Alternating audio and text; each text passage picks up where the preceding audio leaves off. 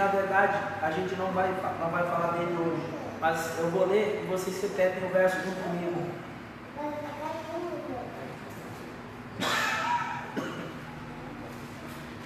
Eu vou ler o verso, aí vocês falam de novo o que eu falar, porque a tradução é diferente. Então vamos lá, eu vou falar, vocês falam em voz alta. O que habita nos esconderijos do Altíssimo descansa a sombra do Onipotente.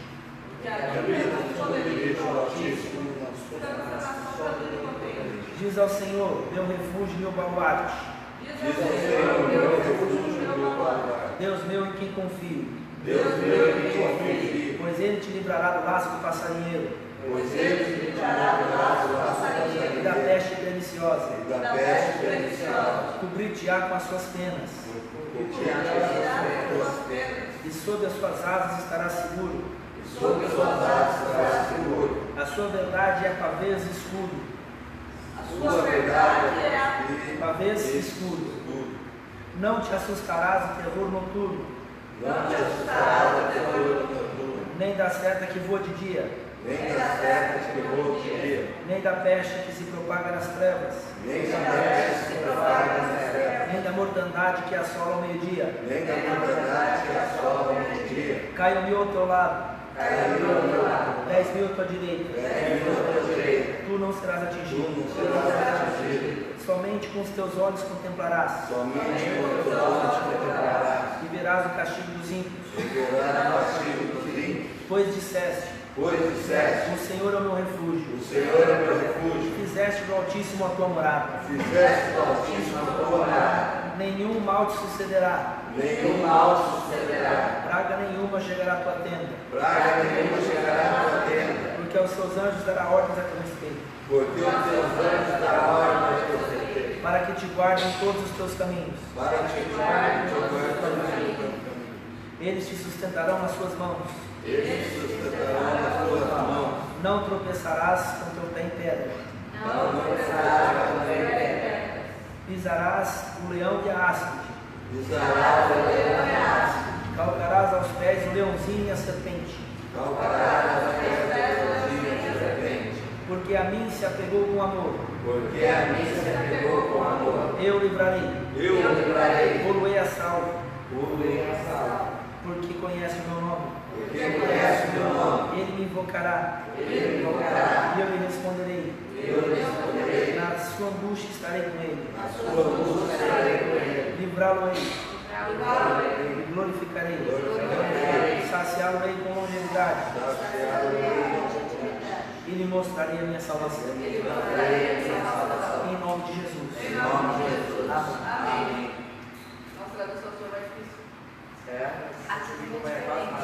Por isso que eu falei que tinha que ser repetido. Ficar lendo aqui dá aquela travada. Mas tá bom. Igreja, tá aí um novo ano. Nós começamos. Amém. E o Senhor tem coisas especiais. Né? O Senhor não muda. Quem muda muitas vezes somos nós. Então, para que a gente possa alcançar o propósito do Senhor, que é nos amadurecer, nós precisamos conhecê-lo e prosseguir em conhecer. A gente não pode parar. E eu quero que os irmãos avancem comigo, abrem comigo aí.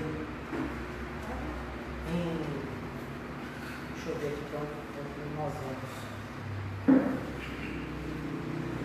Abre comigo em Gálatas.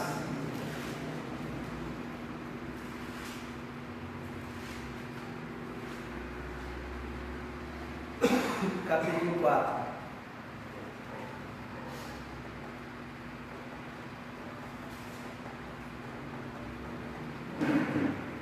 Alguém pode pegar um copo de água, por favor?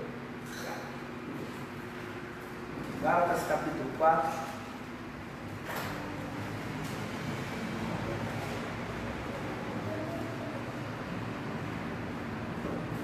Amém?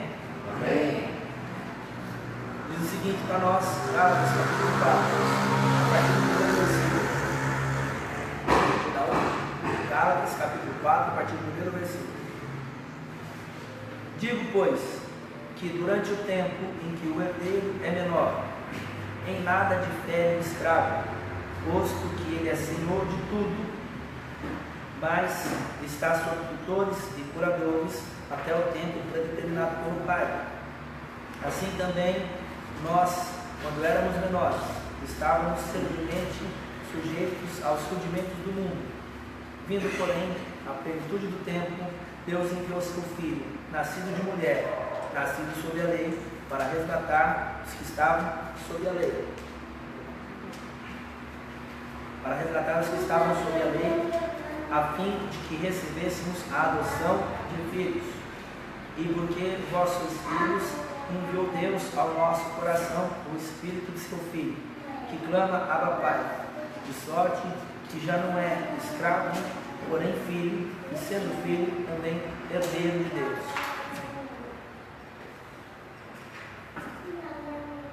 Pode parar aqui, por favor.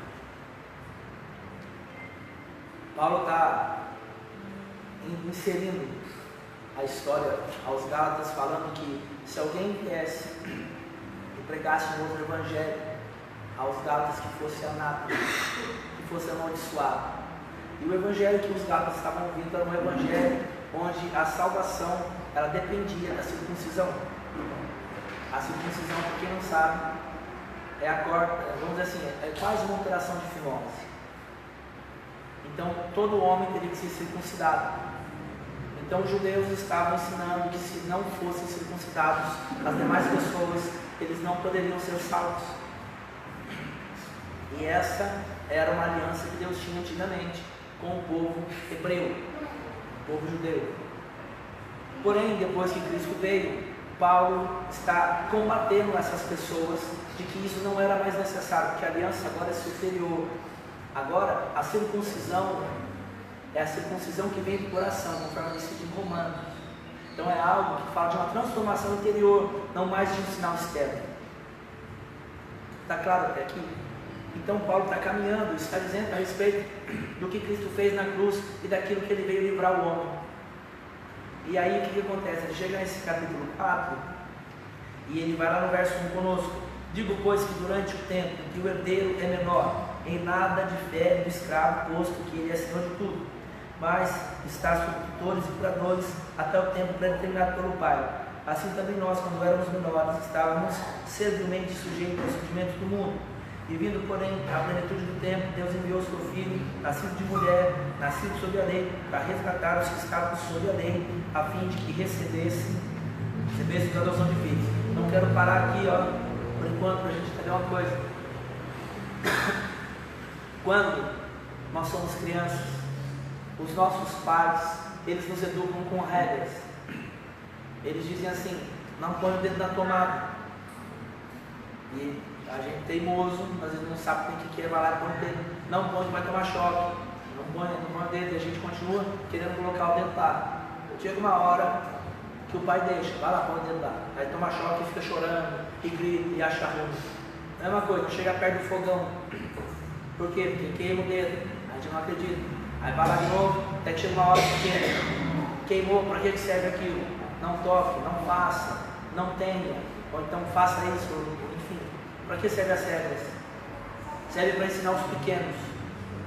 A lei de Deus, que é o que Paulo está falando aqui, quando o povo judeu era antes de Cristo, eles tinham um guia para que eles aguardassem o Salvador. Porque desde o Gênesis, Deus prometeu que viria alguém que pisaria a cabeça da serpente. Só que eles não tinham um guia.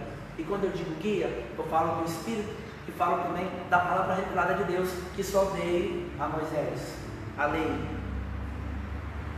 Então, nesse meio tempo, Deus, como o homem não quis o relacionamento com ele, o que Deus fez? Deus revelou para Moisés a lei, e Moisés trouxe a lei, para que o homem pudesse ter uma referência daquilo que Deus é e daquilo que Deus espera dos seus filhos. Então a lei eram as regras de como você deve ou não deve viver. Quando Cristo veio, ele vem e fala aqui para nós, no verso 3, assim também nós éramos menores, estávamos servilmente sujeitos aos rudimentos do mundo.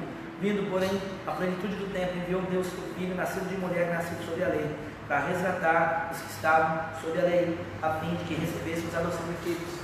A adoção de filhos fala de você tornar-se filho de Deus, mas a adoção fala do quê?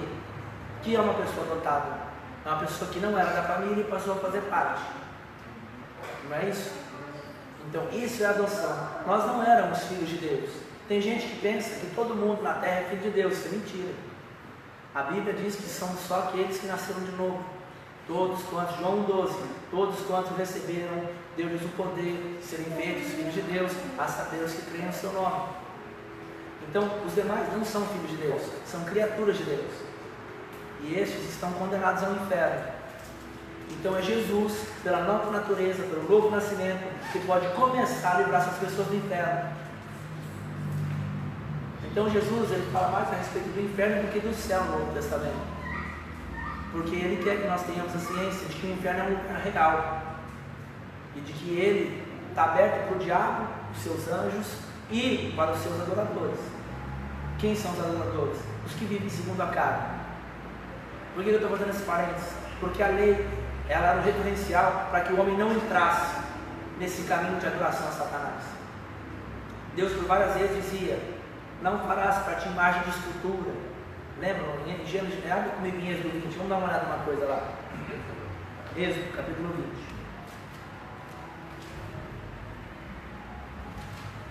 Quando Moisés estava recebendo os mandamentos.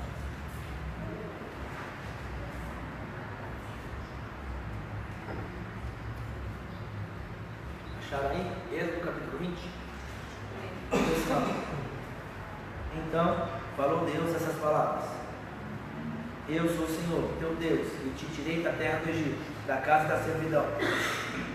Não terás outros deuses diante de mim. Não farás para ti imagem de escultura, nem semelhança alguma do que é em cima dos céus, nem embaixo da terra, nem nas águas debaixo da terra.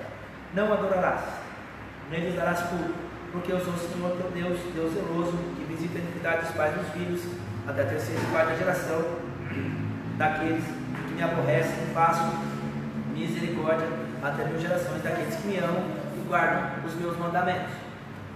O que isso significa? A primeira coisa que Deus mandou era que o homem soubesse que ele era Deus e ele tirou Israel da casa da servidão. Então, primeira coisa, fui eu quem tirou vocês do lugar onde vocês estavam. Segunda coisa, não farás para ti, ou seja, não terá outros deuses além de mim. Por que Deus está falando não terás outros deuses além de mim? É porque existe.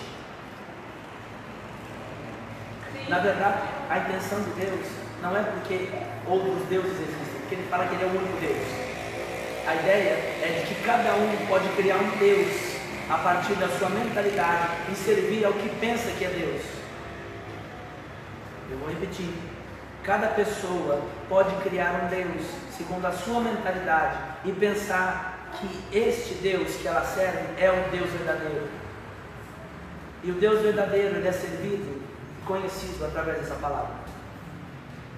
Então, aqui, quando Deus fala assim, não terás outros deuses além de mim, o que ele fala aqui? Não farás para ti imagem de escultura. Você vê que Deus, ele começa falando de outros deuses e ele ligar a imagem de escultura com outros deuses. Aí nós associamos o que? Ah, é aquela estátua que tem na igreja tal, é aquela coisa que serve lá não sei aonde, é aquelas imagens. E ele não está falando só disso.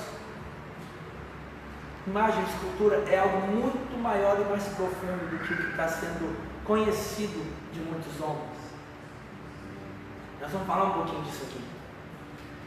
Quando Deus chega e entra com esse assunto, ele tem a ciência de como o homem funciona. Então ele sabe como o homem pensa, como o homem sente, como o homem faz, antes que o homem venha fazer. Então, como o homem estava afastado de Deus, Deus chega e diz o seguinte: não farás para ti imagem de escultura. Imagem de escultura. O que é isso? Aonde começa a imagem do artífice? Por exemplo, para ele fazer uma menorá como essa aqui, da onde saiu essa menorá? Da cabeça dele. Assim, ele leu, guardou a imagem. Então, para que ele possa fazer, ele precisa ter um pensamento aqui para ele estar fazendo o que ele vai fazer. Não é verdade? É ou não é verdade? Sim. Então, aonde começa o problema do ídolo? Na mente. O ídolo não é o que está fora, o ídolo é o que está dentro. É disso que Deus está falando aqui. Como assim, pastor? Nós vamos explicar. O homem, quando ele se apartou de Deus no Éden, ele passou a ter comunhão somente com os outros homens. Ainda que a palavra fale de algumas pessoas que ouviram Deus, eram exceções. Os demais não tinham referencial de Deus mais. Então o que acontecia? Eles estavam maculados pela semente da árvore do conhecimento do bem e do mal. Basicamente, a Bíblia se resume em 2 pontos: a mentira e a verdade.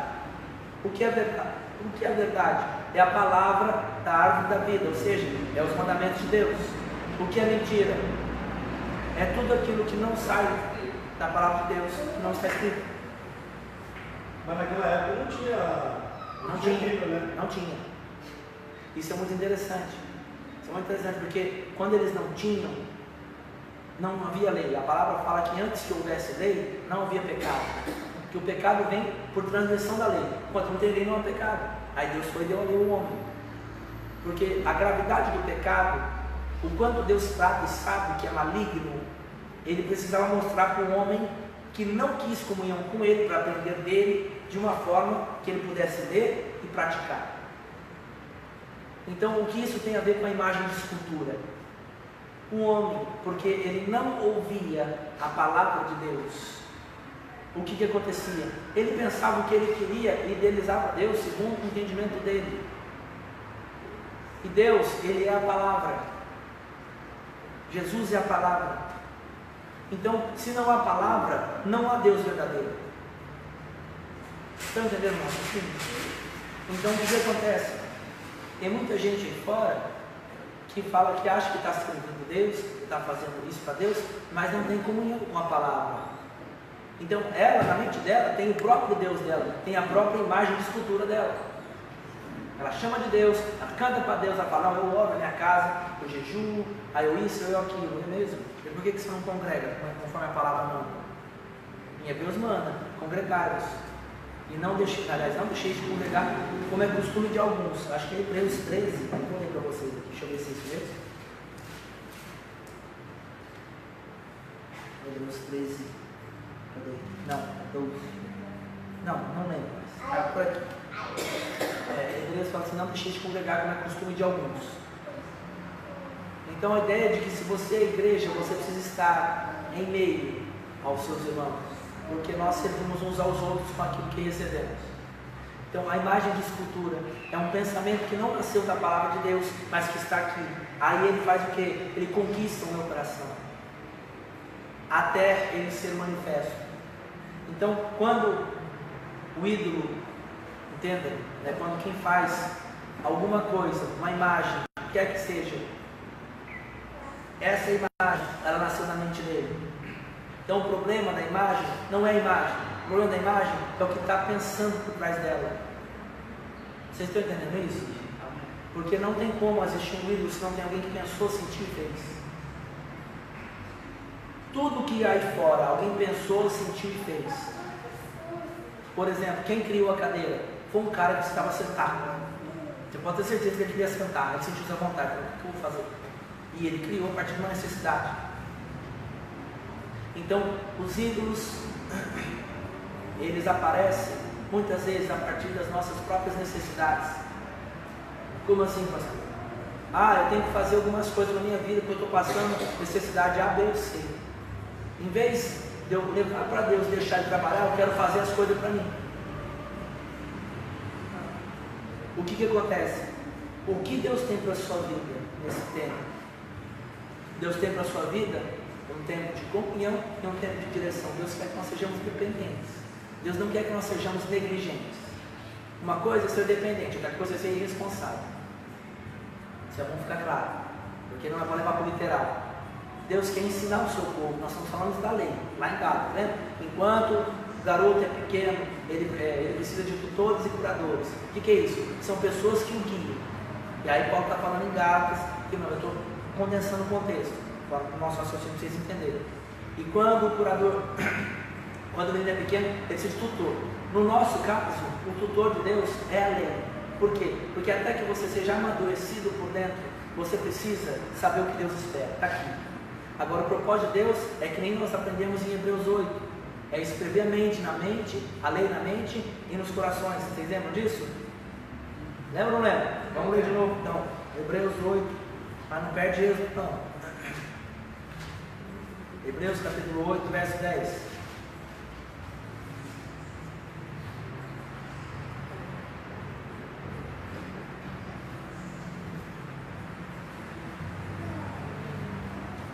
Hebreus capítulo 8, verso 10.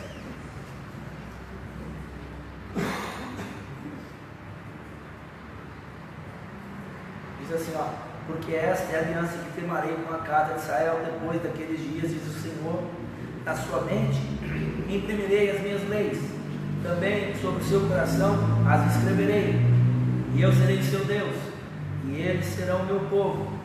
E não ensinará jamais cada um ao seu próximo, nem cada um ao seu irmão, dizendo: conhece ao Senhor, porque todos me conhecerão, desde o menor até o maior. Então para um pouquinho. Por que eles vão conhecer a Deus? Porque a lei de Deus vai estar impressa nas suas mentes e nos seus corações. Que lei? Essas que estão na palavra. A lei de Deus revela quem Deus é. Só que até o homem ter essa lei escrita no seu interior, ele precisa praticá-la para que ela seja o quê? Programada na sua mente. Porque o homem não tem o hábito de fazer o que Deus manda, ele tem o hábito de fazer a sua própria vontade. Então Deus ensina o caminho, fala, pratica, até que se torne um hábito. Quando você quer ganhar um hábito na sua vida, você tem que fazer, ciência fala, pelo menos 20 vezes aquilo que você quer em períodos específicos, e aquilo vai se tornar um hábito na sua vida. Você pode ver que quando você acorda pela manhã, você faz as mesmas coisas. Você tem um caminho, você levanta, você vai fazer isso, você vai fazer aquilo, vai fazer o outro, isso, é ou não é assim? Então, isso é um hábito. Quando tem que mudar o hábito, a gente fica desconfortável. Então é normal isso aí. Só que Deus, Ele quer que nós tenhamos comunhão, porque Jesus ele veio para a comunhão, e através da comunhão Ele vai colocar isso dentro de nós. Porque aí, essa prática, ela não vai ser vã. E quando eu digo vã, eu quero tomar cuidado, porque não tem como praticar a lei e ser vã. O que acontece é que existem dois níveis de obediência, nós já falamos algumas vezes. É a obediência a princípios, que aí não depende do seu caráter, da sua integridade. Se você fizer o que está escrito, Deus vai responder, porque é uma lei espiritual. Agora, se você quiser ser um adorador, que é o que em Êxodo fala, não farás para ti mais de escultura, e depois ele diz assim, não as adorarás. Para você ser um adorador de Deus, você precisa se unir à sua palavra, de modo que aquilo faça parte de você. A adoração, ela faz você um com aquele que você adora. Então quando Deus fala assim, não farás imagem de escultura e não adorarás, Ele está dizendo que quanto mais eu pratico alguma coisa, mais semelhante àquilo eu fico, mais unido àquilo eu estou. Porque eu vou me fundindo com aquilo, eu vou ficando parecido com o meu ídolo. Então se eu adoro a Deus, se eu cultuo a Deus, se eu vou caminhando progressivamente com seus mandamentos, obedecendo, eu vou ficando semelhante a Ele. Porque a ideia de Deus é que eu seja transformado. Agora, se eu não faço, eu vou ficando cada vez mais semelhante aos padrões do mundo. Eu vou ficando diferente de Deus. E isso, o meu comportamento, ele revela a mim quem eu creio, quem eu adoro, quem eu sigo. Então, como que começa a árvore? Vamos usar os exemplos da árvore. Perdão. A árvore, ela tem uma semente, ela cresce e a última coisa dela é o fruto. Então, o homem é a mesma coisa. Ele tem um pensamento, ele tem a vontade. A hora que ele faz, é fruto do que ele pensou e desejou. Não tem como falar, mas não queria fazer, mas se fez. O coração, ele é exposto quando Deus põe à prova. E quando que Deus põe à prova isso? Quando Ele mexe naquilo que você mais ama. Você não é o que você pensa que é, você é o como você reage. Vou repetir. Você não é o que pensa que é. Você é o que você reage. Por exemplo, eu posso sair daqui, não, vou ter caridade no bairro todo. Vou distribuir 1.000 cestas básicas aí nesse bairro. Só que eu vou chegar numa casa lá, a primeira casa, fala, não quero receber, não preciso de esmola. Aí eu vou lá e fico ofendido. Que esmola o quê? Estou esmola, não quero abençoar, não sei o quê, eu sou filho de Deus, etc. O que é isso? Algo que eu não esperava, está mostrando o meu verdadeiro coração. Porque se a minha vontade é realmente abençoar, eu estou cheio de amor. E o amor não arde em ciúmes, não se ufana, não se ensoberbece. Vocês estão entendendo o que eu estou falando? Então, o coração ele é revelado quando a gente é confrontado, quando alguém diz não para nós, quando alguém não atende a nossa expectativa. Isso. Então, assim, as nossas expectativas, quando elas estão no homem, nós temos o problema de que quanto maior ela for, maior é o baque, caso aquilo não seja concretizado. E isso é para nós um veneno, porque Deus manda nós esperarmos nele. É que nem você não perdoa uma pessoa. Você bebe veneno achando que o outro vai morrer. Não vou perdoar, que se lasca fulano, estou nem aí. Ele que errou, ele que desça, ele que vinha pedir perdão, não deixa, vai deixando. Você vai morrendo aqui, a pessoa nem sabe o que está acontecendo com você. Então, o que é uma imagem de escultura? É um tipo de pensamento que me leva a acreditar em algo que me rege. Tipo, eu quero tentar falar isso de uma forma mais clara. Deus tem a palavra. Deus, Jesus é a palavra, não é verdade? Então, o que não é a palavra de Jesus e que gerou na minha mente, vamos falar de circunstância, vamos facilitar, um exemplo. Está lá, estou vendo aqui, atrás de mim lá, estou vendo um filme. O filme, se você pode ver que vira e mexe, os heróis, eles executam justiça. E para eles executarem justiça, eles têm que matar alguém. Não, é vingança. Matou o pai, matou o filho, aí sequestrou o fulano, aí ele vai lá e exerce vingança, vai lá e mata. Não é assim que acontece nos filmes, a maioria deles? O que é isso? É um tipo de herói. Só que o herói, segundo o mundo, ele mata. O herói, segundo Deus, ele morre. Vocês estão entendendo a jogada? Então, não é o quanto eu firo as pessoas, ou o quanto eu me mostro melhor do que elas, mas é o quanto eu sei suportá-las. É o quanto eu falo, fulano, vamos mudar, isso aqui é errado. Você precisa crescer, você precisa deixar esse hábito que você está se prejudicando. Você fala uma, fala duas, a pessoa não quer, o que acontece? Você tentou ajudar, você libera ela. O que é isso? Você deixa ela viver a vida dela, porque Deus não influencia no comportamento da pessoa. Se a pessoa quiser se matar, pode se matar. Deus não vai lá, não vai se matar não. Ele deixa. Porque o homem é responsável. Eu não posso dizer que a Sueli é responsável pela minha vida, nem o Lin, nem a Graça, ninguém aqui é. Vocês são responsáveis por vocês. Agora, se vocês quiserem contribuir com a minha vida, vocês podem. Mas vocês não têm responsabilidade sobre mim. Vocês estão entendendo o que eu estou falando? Eu fui criado para ser responsável pelas minhas atitudes, pelas minhas decisões. Vocês, pelas de vocês. Agora, Deus nos coloca em posições onde nós temos responsabilidades maiores ou menores perante os outros. Só que nós não temos maior responsabilidade do que cada um tem sobre si. Por exemplo, eu sou à frente da igreja, mas não quer dizer que é a minha palavra que determina algo. Se eu falar algo e você não quiser me ouvir, você não precisa, mas você vai pagar a sua fatura com Deus. Então, nós não fomos criados para procurar culpados, nós somos criados para assumir responsabilidade. E é por isso que Deus não interfere, porque um dia Ele vai pedir conta. Vocês estão entendendo? Então, volta para o nosso assunto. Êxodo 20. Então, falou Deus todas essas palavras. Eu sou o Senhor, teu Deus, que te tirei da terra do Egito, da casa da servidão.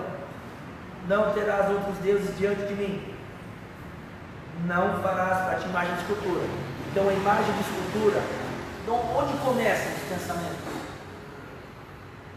Na mente, mas assim, de onde saem? Eles saem de algum negócio. Por exemplo, você já se pegou pensando, parece que você ouve a sua voz, ou então você ouve a voz de alguém falando na sua mente? Os pensamentos, eles procedem de vozes. 1 Coríntios 14:10 fala assim: há sem dúvida muitas vozes no mundo, nenhuma delas porém sem sentido. Então a ideia é de que há vozes que me orientam. Então, se não é a voz de Deus, aquele pensamento, ele já não é verdadeiro. Como assim? Ele já não é absoluto e se perpetua. Ele é algo que quer me levar a uma imagem irreal do que Deus tem para a minha vida. Então eu vou citar, por exemplo, nós temos várias promessas para essa igreja. Vai ser assim, vai ser isso, vai ser passado. Quando você olha para o dia a dia, dá para você acreditar que vai ser isso ou aquilo? Por quê? Porque o coração está nas circunstâncias. Não estou vendo, nada muda, nada acontece. Então o que acontece? O meu coração, quando ele está nas circunstâncias, ele está enxergando algo que foi sugerido na mente. Ele tem um padrão de interpretação a partir de uma coisa que não é a palavra de Deus. Deus é responsável pela sua igreja. Deus é responsável por construir pessoas. O propósito de Deus é construir pessoas, não é resolver problemas. Eu vi um irmão falar hoje, algo muito interessante. Tem dois tipos de crentes: tem os inconformados e os insatisfeitos. Quem são os inconformados? São aqueles que estão passando por um processo de Deus, mas ainda não foram emocionalmente preparados para o propósito futuro de Deus, para que quando o momento chegar, eles estejam com a casa sobre a rocha, porque Deus habita em nós, não é isso? O que é uma casa sobre a rocha? É você estar emocionalmente forte para a crítica, para a adversidade, para problema, para a afronta e para todo tipo de resistência que vem para parar você. Porque o diabo só pode parar você aonde ele alcança a sua emoção. Se ele te põe medo, se ele te põe insegurança, se ele te põe ódio, se ele te põe amargura, ele te para. Ou ele faz você fazer o que ele quer. Agora, um homem blindado, cheio do Espírito, ele não se ofende e fica com aquela ofensa. Aquilo bate, feriu, acabou.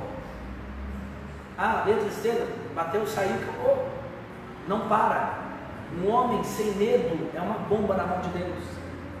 Por quê? Porque o diabo não vai parar ele nunca. Vai perder isso, você não vai ter isso, você não vai ter aquilo. O homem de Deus, de verdade, ele não tem medo que ele vai ter, que ele não vai ter. Ele sabe que ele tem. Porque Deus é a fonte. Agora o diabo, ele faz a gente olhar para as circunstâncias. Eu não tenho isso, eu não tenho aquilo, está faltando aquilo lá, outro, isso, aquilo. Ele vem puxar você para baixo. Por isso que a fé, ela envolve pensar nas coisas do alto. E a fé, ela tem o poder de materializar. Vocês estão entendendo? Então, o Senhor não quer que a igreja como um todo, a igreja mundial, ela seja governada pelas circunstâncias, mas que ela governe as circunstâncias. Porque a oração tem poder, a confiança tem poder. Jesus, ele espera gerar nas pessoas o quê? Fruto. João 15, abre aí, por favor. Depois nós vamos voltar para ele outra vez.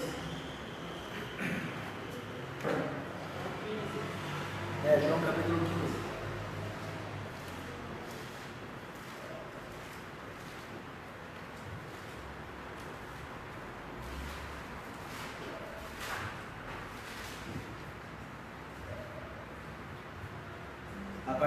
Vamos ler o versículo 7. João 15, 7. É chatão. Diz assim, se permanecerdes em mim, e as minhas palavras permanecerem em vós, pedireis o que quiseres, e vos será feito. E isto é glorificado meu Pai, em que deis muito fruto, e assim os tornareis meus discípulos. Então veja que há 3 níveis aqui. Primeiro, permanecer na palavra. Isso demanda o quê? Paciência, perseverança, insistência e confiança. Permanecer na palavra, paciência, perseverança, insistência e confiança. Por quê? O diabo vai fazer o que ele puder para que você olhe aqui embaixo e esqueça que Deus é poderoso e fiel para cumprir o que ele falou. Ele vai tentar jogar na sua cara: olha aí o problema que tem aí, olha a situação aqui, olha aquilo outro, isso não vai dar certo. O fulano está perdendo tempo, ele está viajando, nunca vai dar certo para ele.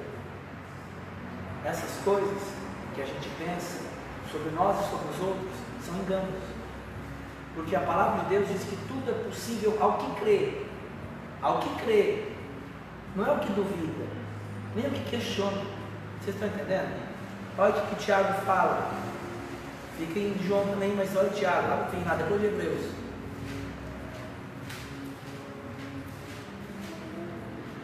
Tiago capítulo 1, verso 6. Logo depois de Hebreus aí, Tiago, Tiago capítulo 1, verso 6.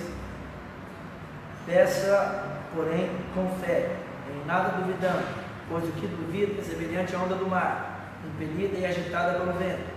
Não suponha esse homem que alcançará do Senhor coisa alguma, um homem de ânimo dobro, inconstante em todos os seus caminhos. Ou seja, o que duvida não vai ser Deus. O que é homem de ânimo dobro? Hoje ele está bem, amanhã ele está mal. Hoje ele quer, amanhã ele não quer. Hoje ele vai fazer, amanhã não vai mais. Isso é ânimo dobro. O que está faltando? Um ajuste interior. Jesus tem que mexer em você.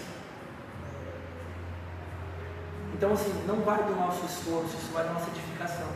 A oração em línguas, ela faz o quê? Ela edifica a fé. Vós, porém, amados, edificando-vos na vossa fé santíssima, orando no Espírito Santo. Quando eu falo vamos orar, não é porque eu estou cobrando vocês, é porque se vocês orar, vocês vão receber. E vai atrapalhar todo o fluxo da igreja. E receber o quê? Edificação. Primeira coisa, Deus tem que mexer aqui, porque aqui é o fundamento do lá fora. O diabo fala que você tem que ter lá fora, Deus fala que você tem que começar aqui, porque aqui sustenta lá fora. Tudo que você perde lá fora, que você tem aqui dentro, sai de novo. Porque aqui é a fonte. Então, Deus, Ele faz você passar o quê? Abundância e escassez. Por quê? Porque Ele quer consertar o seu coração, colocar no centro. Quem é centro? É Jesus Cristo. Vocês estão entendendo? Então, você vai para a direita, que é abundância. Você vai para a esquerda, que é escassez. Mas Deus quer que você tenha um coração aqui, e Ele está aqui. Ele é Deus da abundância, Ele é Deus da escassez. Não muda quem Ele é quando você tem e quando você não tem. Então, quando você volta para João, capítulo 15, nós estamos falando lá, nós temos 3 estágios daquilo que Jesus falou. Se vocês permanecerem na minha palavra, e as minhas palavras permanecerem em vós. Então veja que é uma resposta. A palavra sai da boca de Deus, a palavra fica no seu coração. Se vocês permanecerem na minha palavra, e a minha palavra permanecer em vós, pedireis o que quiseres, e vos será feito. Então aqui é interessante porque para você permanecer na palavra, ela tem que ter sido dita. Eu digo para você assim, ó, fulano vai dar certo. Aí você está inseguro, de repente aqui te dá uma certeza, fala, não, vai dar certo sim. Tu te enche de certeza. Tem gente que fala uma coisa para nós e enche a gente de certeza. Vai dar certo, eu vou. O que é permanecer? Alguém disse, então eu peguei. Agora o permanecer, sou eu caminhar com essa palavra, saber que aconteça o que acontecer lá fora. A palavra não mudou. Que o diabo tem que fazer você olhar e acreditar no que ele está mostrando. Você nunca vai ter dinheiro, você nunca vai dar certo, você nunca vai casar, você nunca vai alcançar o propósito de Deus, você é um feliz, ninguém te ama, você não vale nada. Conversa do diabo para todo mundo. Por que tem pessoas morrendo de depressão aí fora? Digo, irmãos, pastores, porque a obra de Deus, entre aspas, cresceu mais do que eles. Não tem estrutura para aguentar o peso de estar à frente de um negócio muito grande. Pularam os processos, desejaram ser vistos mais do que ser guardados e prontos para estar no dia de todo mundo. Eu não quero condenar eles, entende?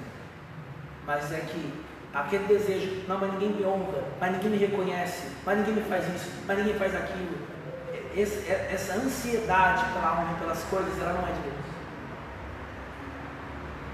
Eu tenho que aguardar no Senhor, porque o que Deus espera de mim é o que Ele fala aqui, ó. Nisto é glorificado meu Pai, em que deis muito fruto.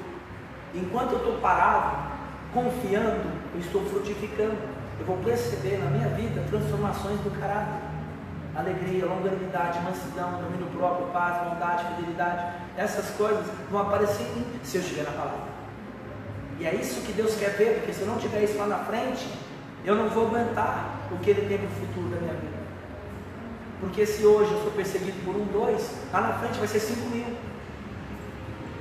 Imagina, você está lá, você é conhecido no Brasil inteiro. Aí você estava achando muito que o seu vizinho falava mal de você quando você estava lá na igrejinha pequenininha. Agora você vê gente que nem te conhece falando mal de você, da sua família, falando que você é roubado, que você é matado, que você é isso, isso aqui, tudo mentira. Você não tem nem como se justificar com todo mundo, você vai pensar o quê?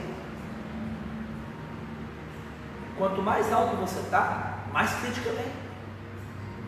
Não é só elogio, não. Você está pronto emocionalmente para aguentar o tranco? Então Deus quer blindar a gente, porque o diabo vai tentar fechar o nosso coração. De que modo? Lançando ofensa, lançando calúnia, perseguição, desânimo. Vai colocar as pessoas que você mais ama para dizer que você não vai conseguir, que você não vai ter, que você está errado, que você não funciona. Mas é responsabilidade sua guardar a sua fé, não é dela. Deus não falou com ela. Então, se eu der ouvido para outra voz, eu vou trocar a minha confiança. E o que eu faço quando eu troco? Eu ponho um começo de ídolo na minha mente. Por que ídolo? Porque não foi Deus quem me disse. Então, o ídolo é o que me governa. O ídolo é aquele a quem eu me comporto como. Vocês estão entendendo o raciocínio? Se não foi Deus quem falou, não é dele que eu creio. Eu creio na voz que eu escutei. Na voz de fulano, ciclano, beltrano, determinou a minha ação. Então aquela voz para mim é o patamar máximo. Então é o meu Deus. É o meu norte. Você está entendendo? Então chega um ponto em que eu tenho que me desconectar das pessoas, me conectar naquele a quem eu sirvo. O que é desconectar das pessoas? É deixar a palavra delas numa categoria onde eu consiga armazenar minha fé e ficar com ela, até Deus aparecer, até Deus manifestar, que foi como Jesus. Como nasceu Jesus, lembra? O anjo falou com Maria. O que aconteceu com Maria? Ficou grávida. Quanto tempo depois apareceu Jesus? 9 meses. Então há um tempo, a palavra vem, gera gravidez e a palavra aparece. Está entendendo o que eu estou falando? Então eu preciso ouvir, eu preciso permanecer, porque Maria tinha muito questionamento, como que vai nascer? Ela guardava as palavras dela. Fala, você vai ler os começos dos testamentos lá. Várias palavras ela guardava dentro dela, até que depois ela viu. Então a ideia é que nós temos que ser a mesma coisa, guardar dentro, até que aquilo frutifique, e frutificando, o que acontece? Nisto vos tornareis meus discípulos. Discípulo sem fruto não é discípulo de Cristo. Pode ser interessado, pode ser alguém que gosta da causa, mas não é discípulo. Porque Jesus chega a dizer que o profeta, os falsos profetas, pelos seus frutos o conhecereis. São lobos em pé de ovelhas. Então, cadê o fruto? E lembrando, fruto que Jesus está se referindo é de caráter, amor, alegria, longanimidade, mansidão, domínio próprio. Ele não está falando de obras, sabe? De caráter. Está falando de quê? Paciência, de passividade. É claro que as obras contam, mas entenda o seguinte: ali, no contexto nosso, é o quanto você amadureceu com o que você passou. Porque Deus é poderoso para fazer como fez com Jó. Jó perdeu tudo numa lapada só. Foi 10 filhos, foi boi, foi camelo, foi tudo que ele podia ter, ele perdeu tudo numa lapada só. Lembra da história de Jó? O que ele falou? Deus me deu, Deus tomou, bendito seja o nome do Senhor. O que é isso? Ele sabia que Deus é quem dava as coisas para ele. É fé, mas é o que? Desafio. Ele não está preocupado se ele tem ou se ele não tem. O negócio dele é com Deus. Então o que acontece? Para Deus poder te dar, Ele tem que ver se você continua com Ele sempre. Então quando Deus quer te mostrar o seu coração, Ele tira algo que você ama. Se você ama dinheiro, Ele vai deixar você pobre. Depois Ele vai devolver. Mas é claro, se você abrir o seu coração para Ele vir colocar no seu coração que o dinheiro não é o seu Senhor. O dinheiro tem que servir você. Aquilo que não me serve, me escraviza. Então, se eu preciso do dinheiro, eu trabalho com o dinheiro. Agora, eu posso fazer o dinheiro para mim.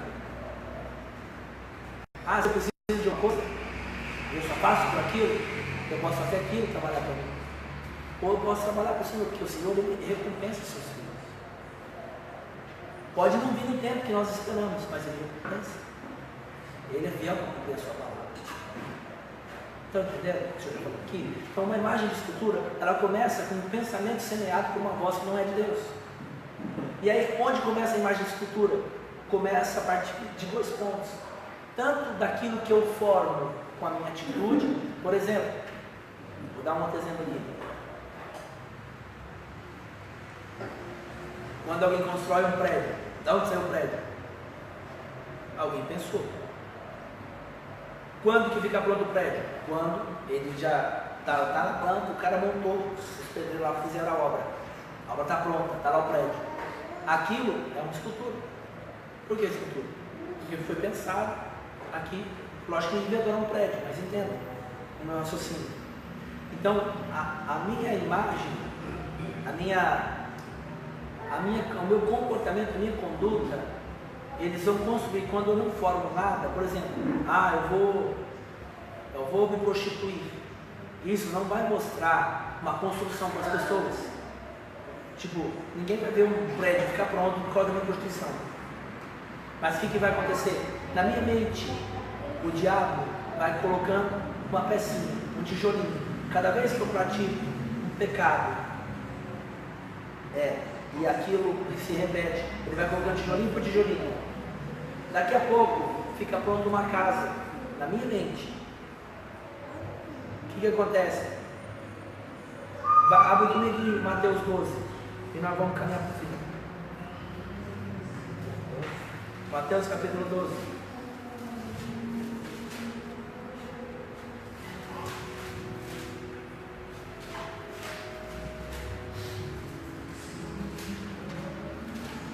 Mateus capítulo 12, versículo 43.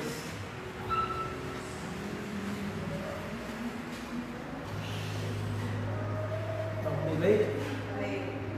Quando o espírito imundo sai do homem, anda por lugares áridos, procurando repouso, porém não encontra. Por isso diz: voltarei para minha casa, de onde saí. E quando voltar, encontra a casa vazia, varrida e ornamentada. Então vai levar consigo outros 7 espíritos piores do que ele, e entrando, habitam ali, e o último estado daquele homem torna-se pior do que o primeiro. Assim acontecerá essa geração. Aí eu quero fazer uma revelação para vocês aqui, um comentário. Diz o que para nós aqui, ó? Quando o espírito imundo sai do homem, anda por lugares áridos, procurando repouso, não encontra. E o que ele diz? Voltarei para minha casa. Que casa? O pensamento do homem é uma casa formada para o diabo. O que é uma casa formada para o diabo? É um hábito pecaminoso que eu tenho. Hábito. Por que hábito? Porque é algo que já está programado. Todas as vezes que alguma coisa acontece, eu vou lá e faço. Você está entendendo? Acontece uma coisa, eu vou lá e faço. Acontece uma coisa, eu vou lá e faço. É assim. Ali, quando tem a casa pronta, o diabo entra em mim.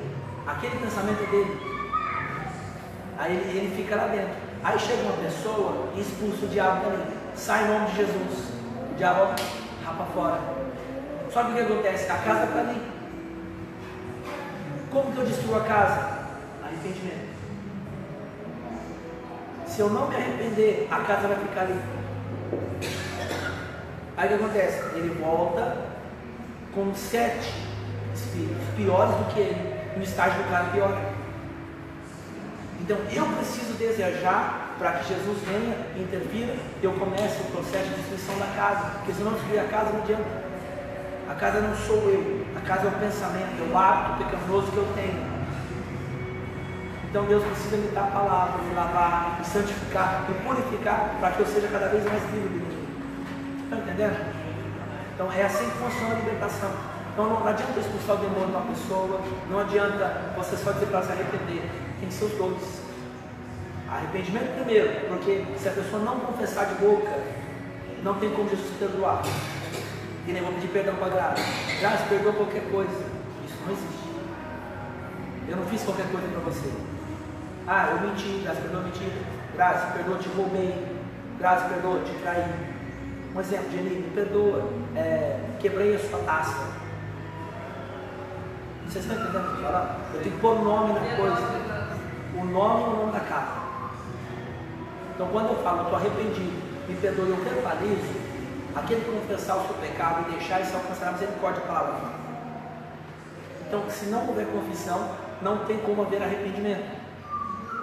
Tem que haver a confissão. Vou para fora. E aí eu falo, não quero mais. E aí nós vamos orar, expulsar quando a pessoa ela vai começar a viver diferente. Mas ela tem que ser franca. Porque se ela falar da boca para fora, já pode dizer assim, eu não vou sair, porque o fulano gosta. O meu desejo por aquilo que eu faço impede o diabo de ser expulso da minha vida. Se eu amo aquilo, ele não vai embora. Porque está ali o desejo que mantém ele ali, o desejo do diabo, da carne, já pode ficar ali, você está entendendo? Então, a idolatria que Deus mandou não construir, não farás para ti outros deuses, são exatamente essas construções de pensamento que fazem eu enxergar a vida da forma como ele foi sugerido. Deus ensina que a vida deve ser enxergada a partir da sua palavra. O diabo ensina que a vida deve ser enxergada do jeito que você pensa. Deus deve ser enxergado do jeito que você pensa, os outros devem ser enxergados do jeito que você pensa, as suas circunstâncias devem ser enxergadas do jeito que você pensa. Mas Deus não, Deus fala que aqui está a verdade a respeito de tudo. Então o arrependimento, ele vai trazer para a minha vida e para a sua os pensamentos de Deus. E os pensamentos de Deus geram vida no meu coração e fazem com que Deus possa, à medida que eu amadureça, atender as minhas orações mais rapidamente. Amém? Amém. Quem foi abençoado, glória a Deus. Glória a Deus. Vamos orar aqui. Senhor, muito obrigado pela tua palavra essa noite, obrigado pelas tuas muitíssimas misericórdias, porque o Senhor que nos ensina e nos fortalece. Quero pedir ao Senhor que confirme essa palavra nos corações e que o Senhor venha batizar os meus irmãos com arrependimento. Que venha ser gerado, Deus, na mente de cada um, no coração de cada um, a tua bondade, porque ela que nos conduz ao arrependimento, para que nós possamos fechar as portas para o inimigo e abrir as portas para o Senhor. E a tua palavra diz assim: levantai as portas das vossas cabeças, levantai os portais eternos, para que entre o Rei da Glória. Quem é esse Rei da Glória? O Senhor forte e poderoso, o Senhor poderoso nas batalhas. Levantai as portas das vossas cabeças, levantai os portais eternos, para que entre o Rei da Glória. Quem é esse Rei da Glória? O Senhor dos Exércitos, Ele é o Rei da Glória. Em nome de Jesus, abençoe os irmãos da internet e abençoe todos aqui que estão. Graças a Deus. Amém.